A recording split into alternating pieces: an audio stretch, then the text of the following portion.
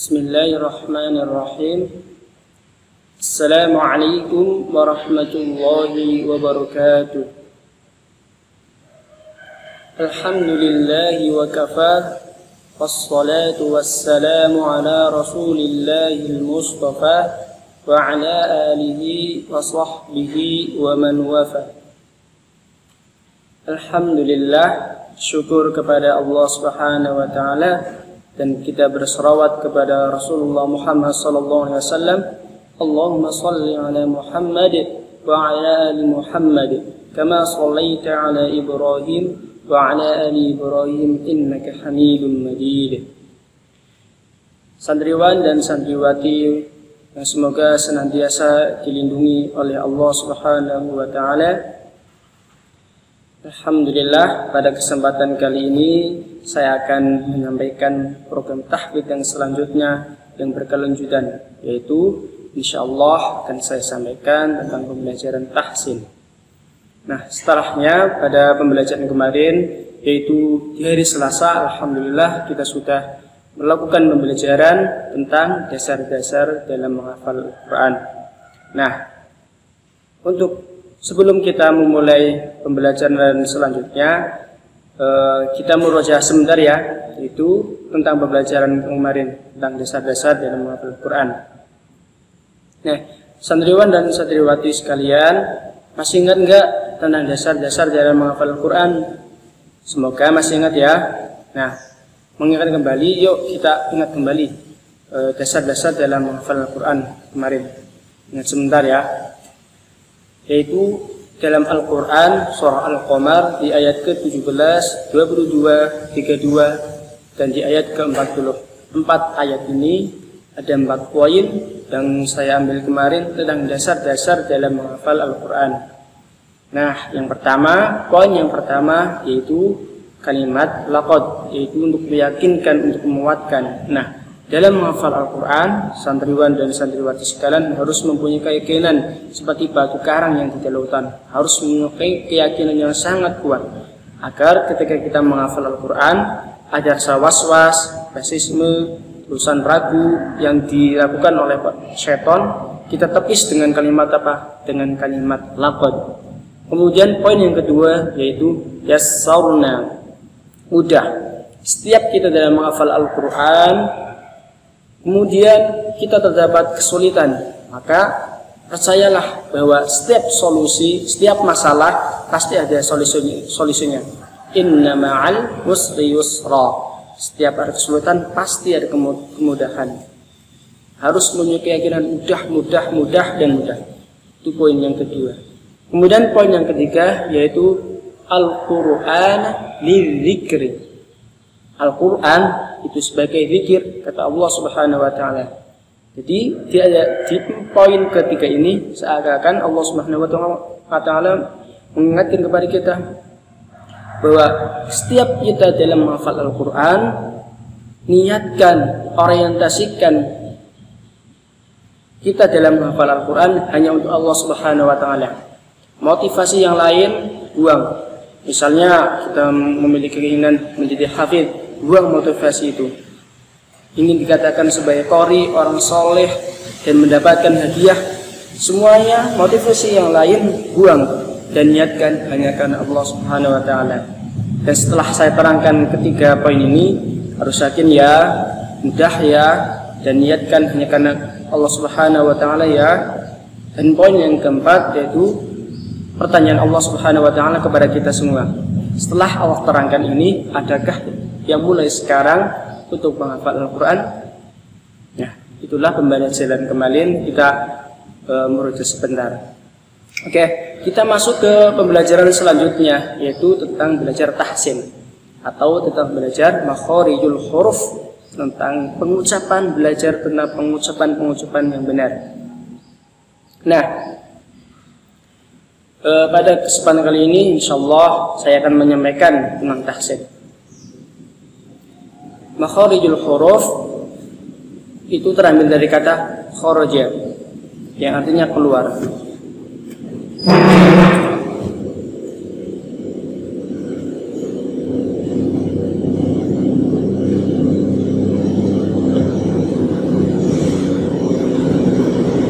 kharaja itu artinya keluar. Ini dari fi'il madhi. Kemudian menjadi isim makan, menjadi makhraj.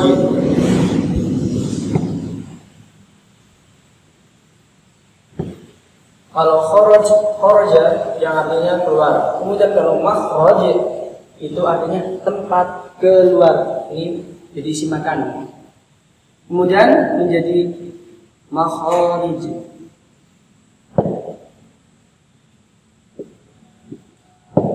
Makharij. Kalau makharij menjadi jamak, banyak artinya.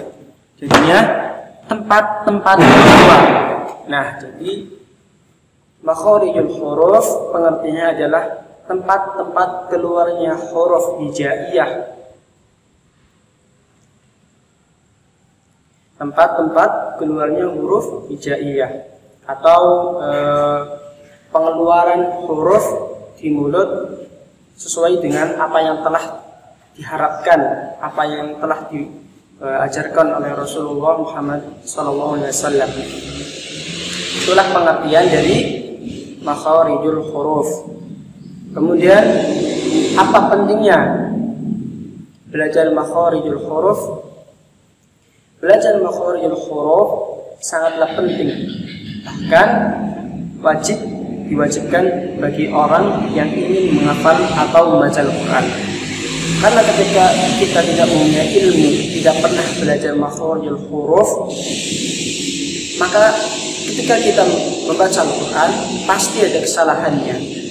Nah, ketika kita salah melafalkan makharijul huruf per ayat di dalam Al-Quran, maka akan merusak bangunan kalimat itu, akan menghilangkan sebagian arti yang seharusnya sesuai dengan ketentuan Allah Subhanahu wa taala, tidak menjadi sesuai dengan ketentuan Allah Subhanahu wa taala, akan merubah kalimat itu tidak sesuai dengan ketentuan Allah Subhanahu wa taala. Nah, contohnya dalam Al-Qur'an surah Al-Baqarah ayat ke-185. Nah, sekarang kan insya Allah dekat ya dengan bulan Ramadan, sekitar 3 bulan lagi. Nah, di ayat ke-85 tentang bulan Ramadan, tentang Al-Quran diturunkan ya pada bulan Ramadan. Nah, di akhir ayatnya itu kan ada kata la'allakum tashkurun. Apa yang saya bahas pada kali ini? Nah, perhatikan tulisan ini.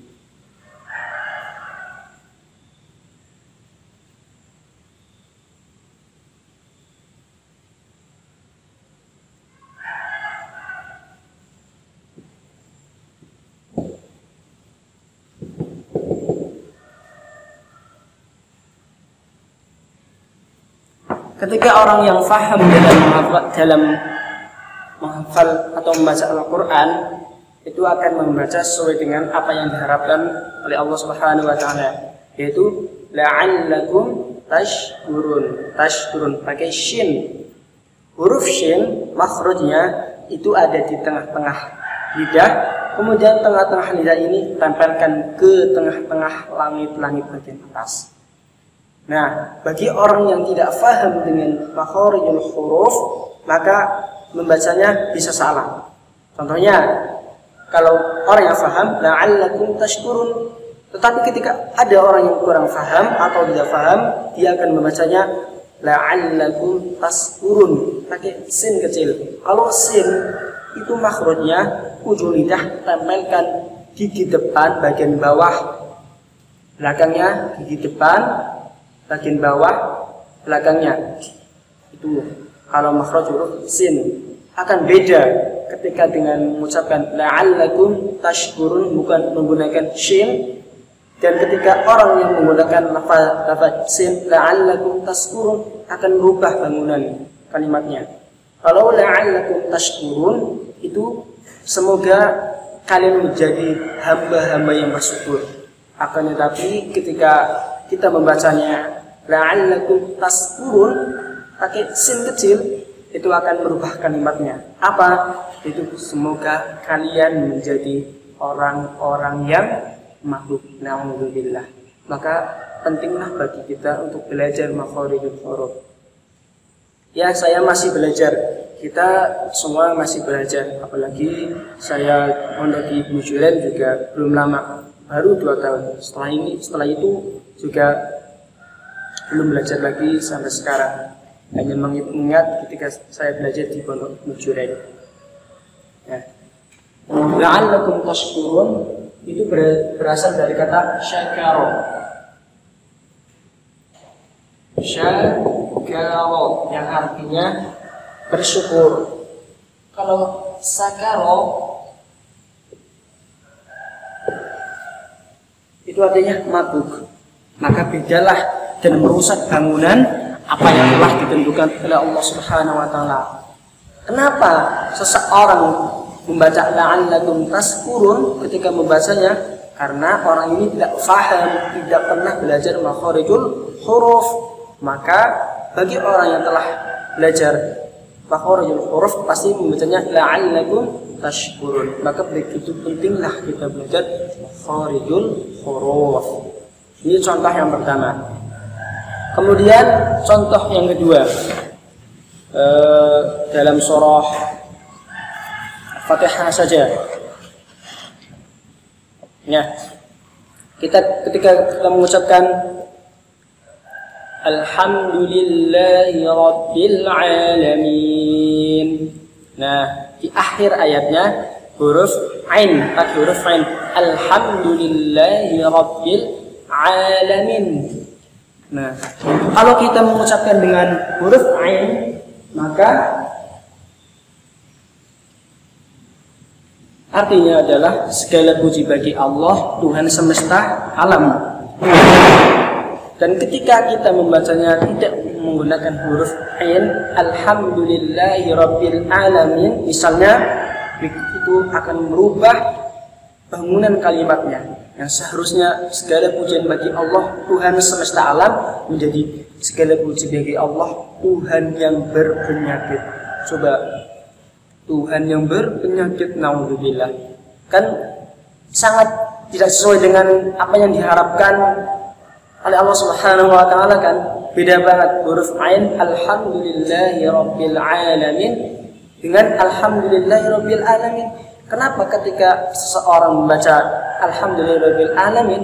Karena orang ini tidak faham dengan makharijul huruf, nang tahsin tidak faham. Makanya begitu pentinglah kita belajar makharijul huruf. Ya. Tadi sudah ada pengertian tentang makharijul huruf. Pentingnya makharijul huruf yang ini alhamdulillah sudah. Kemudian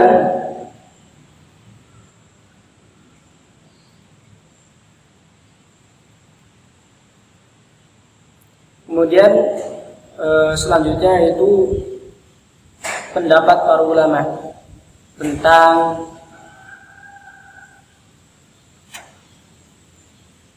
ada berapa makhraj secara umum dan khusus.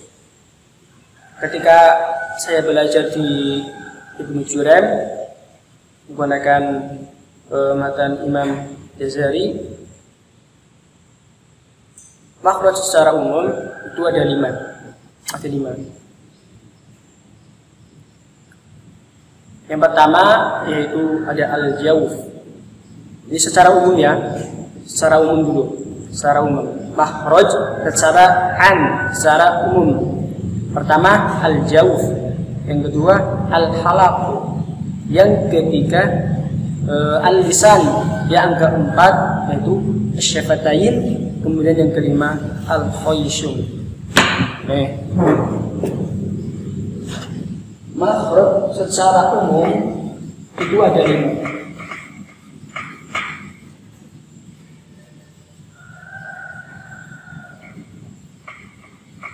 Tidak ada perbedaan ulama kalau makhraj secara umum. Kalau yang secara khusus ada ini.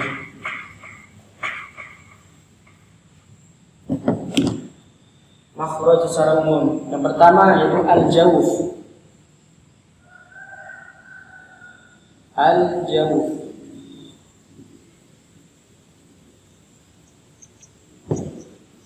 Yang kedua al al-halaq.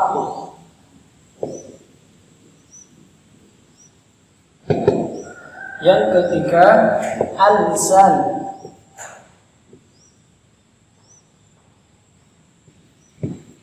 Yang keempat yaitu asy-syafatain.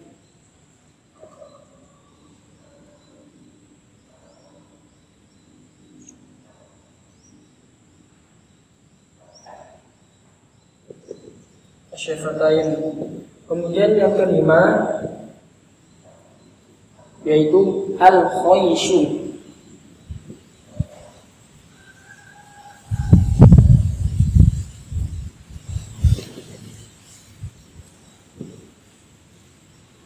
Jadi makhraj secara umum itu dibagi ada 5,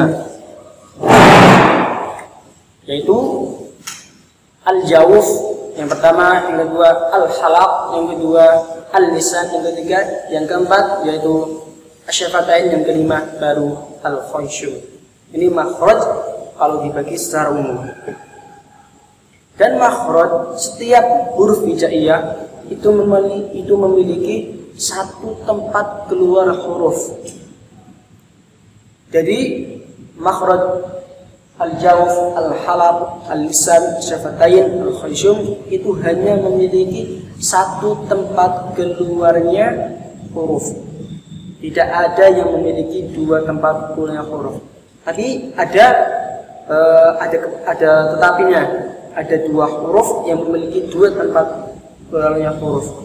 Nah, apa makhrajnya? Yaitu huruf nun sama huruf mim. Huruf nun sama mim ini secara otomatis memiliki dua tempat keluarnya huruf. Selain itu hanya memiliki satu tempat keluarnya huruf. Nah, ini makhraj secara umum. Kalau secara khusus itu ada 17. Ketika saya belajar di Musyurem pakai matan Imam Jazari itu makhraj secara khusus ada 17. Apakah ada perbedaan menurut para ulama? Ya ada. Kalau menurut Imam Jazari yang dipakai ketika saya belajar di Musyurem itu ada 17. Tempat keluarnya hurufnya ada 17. Akan tetapi menurut pendapat ulama lain itu ada yang 16, ada juga ada yang 14. Maka ketika saya belajar di sana, saya mengambil, ustadz saya, guru saya di sana mengambil bahwa makhrijul huruf itu tempatnya ada 17. Itu yang secara khusus. Secara umum ada 5. Kalau secara khusus dari kesemuanya ini, secara rincian, secara khususnya itu ada 17. Ada 17. Nah, kita akan menjelaskan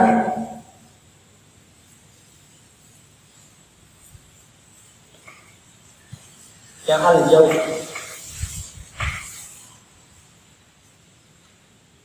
Al-jawf.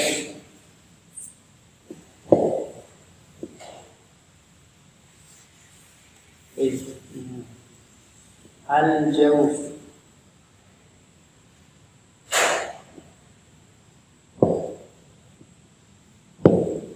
Al-jawf. Apa artinya dari al-jawf? Al-jawf yaitu rongga tenggorokan dan rongga mulut. Al-jawf artinya rongga tenggorokan dan rongga mulut. Rongga tenggorokan, rongga mulut. Al-jawf, makhraj al-jawf itu ada di rongga tenggorokan dan rongga mulut. Nah, kalau pengen mudah diingatnya, makhrijul al-jawf, rongga tenggorokan dan mulut itu yang disebut dengan mad tabi'i. Mungkin santriwan dan santriwati sekalian sudah mengetahui tentang mad tabi'i. Terus apa kegunaannya? Apa yang mau dibahas tentang mad tabi'i ini? Apakah tentang tajwidnya? tentu saja yang akan kita pelajari yaitu tentang cara pengeluarnya huruf mad tabi'i. Jadi bukan panjangnya, hukumnya, tapi cara pengeluaran huruf dari mad tabi'i. Ya, contohnya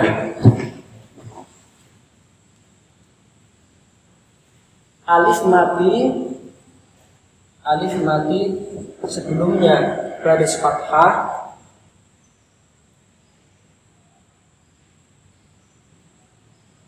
kemudian waw mati sebelumnya baris dhamma, dan ya mati sebelumnya baris bawah, atau ya ini fathah, ini baris atas, ini dhamma, kemudian ini baris bawah. Contohnya yang alif mati baris atas. Contohnya Ola.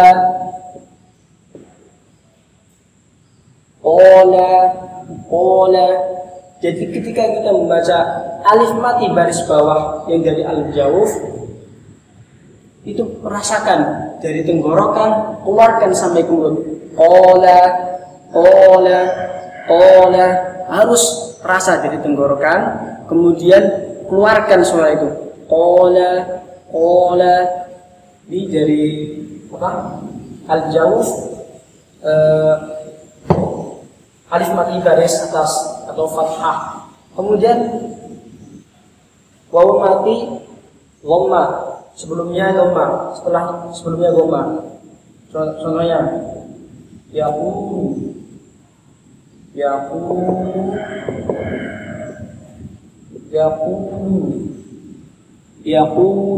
yaqulu sama dengan pengucapan ini. Rasakan dengan kayak ada getaran dari tenggorokan, kemudian keluarkan lewat mulut. Ada nafas-nafasnya. Yaqulu. Ini dhammah yang sebelumnya waw mati sebelum dhamma. Kemudian ya mati sebelumnya kasrah.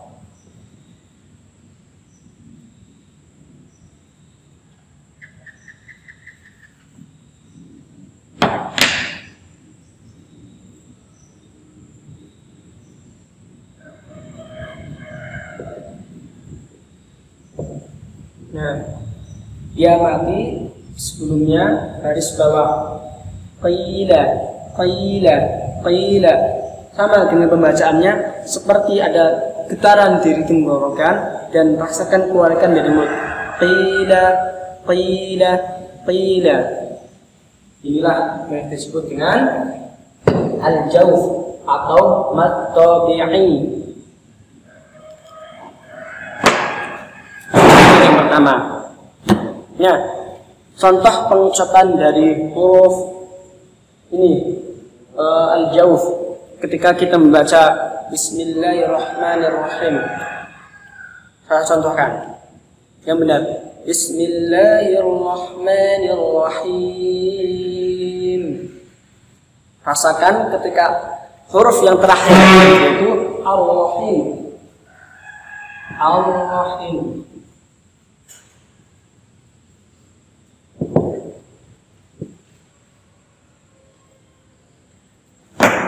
Bismillahirrahmanirrahim. Huruf H makhrajnya di tengah-tengah tenggorokan. Dan ketika kita membacanya harus ada hamas, keluarkan lewat tenggorokan, merasakan keluar. Tidak boleh lewat hidung. Bismillahirrahmanirrahim. Harus keluar.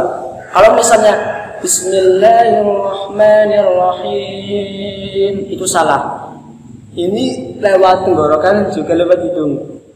Yang benar adalah Bismillahirrahmanirrahim. Dia lossing dulu. Nggak ada tempat keluarnya huruf H selain di tenggorokan. Nggak boleh lewat hidung. Harus lewat tenggorokan, kemudian keluarkan lewat mulut. Itu makhraj huruf H, nggak boleh lewat hidung. Contoh saya contohkan kembali lagi. Kalau yang salah kayak gini. Yang dicontohkan adalah terakhir huruf terakhir ayatnya, yaitu Ar-Rahim. Bismillahirrahmanirrahim. Ini yang salah. Ini mengeluarkan makhraj huruf H lewat tenggorokan dan juga lewat hidung. Padahal setiap huruf itu hanya mempunyai satu tempat keluarnya, tanpa terkecuali mim dan nun. Kalau huruf H cuma satu. Yang benar gimana? Bismillahirrahmanirrahim. Jadi langsung, gak ada tempat keluar hidung. Bismillahirrahmanirrahim. Gak ada tempat keluarnya huruf H lewat hidung, harus lewat tenggorokan. Itu makhraj huruf H. Kemudian yang tadi aja, yang dalam surah Al-Baqarah di ayat terakhir, la'allakum tashkurun. Nah, tashkurun ketika kita membacanya huruf K tidak boleh lewat hidung, harus lewat tengah-tengah lidah, tempelin ke tengah-tengah langit atas. La'allakum tashkurun, los nggak ada lewat hidung. Kalau yang salah la'allakum tashkurun, ini yang salah. Kalau yang benar la'allakum tashkurun, los nggak ada makhraj huruf K lewat hidung. Itulah makhraj al-jawf. Nah, santriwan dan santriwati yang semoga senantiasa dalam lindungan Allah Subhanahu wa taala, itulah pembelajaran kita kali ini, yaitu tentang belajar tahsin. Jadi tahsin secara umum itu ada 5: al-jawf, al-halaq, al-lisan, asy-syafarain, dan al-khayshum. Kemudian makhraj secara khusus itu ada 17. Nah, semoga pembelajaran singkat ini santriwan dan santriwati sekalian dimudahkan dalam belajarnya oleh Allah Subhanahu wa taala. Dan saya mohon ketika saya membuat video ini, saya mohon santriwan dan santriwati sekalian diusahakan menulis apa yang telah saya sampaikan. Insyaallah apabila ada lain waktu, misalnya kalau sudah masuk secara offline pembelajarannya, akan lebih mudah lagi kita dalam belajar kharijul huruf. Jika ada salah kata, mungkin ada kurang jelas dalam penyampaiannya, terus kemudian ada banyak kekurangannya ketika saya menyampaikan, saya mohon maaf. Ketika ada salahnya, saya boleh dikritik atau dikasih saran, saya akan untuk agar pembelajaran di Pondok Asy-Syifa lebih baik lagi. Terima kasih santriwan dan santriwati, semoga diberi kesehatan oleh Allah Subhanahu wa taala. Nun wal qalami wa ma yasturun, fastabiqul khairat. Assalamualaikum warahmatullahi wabarakatuh.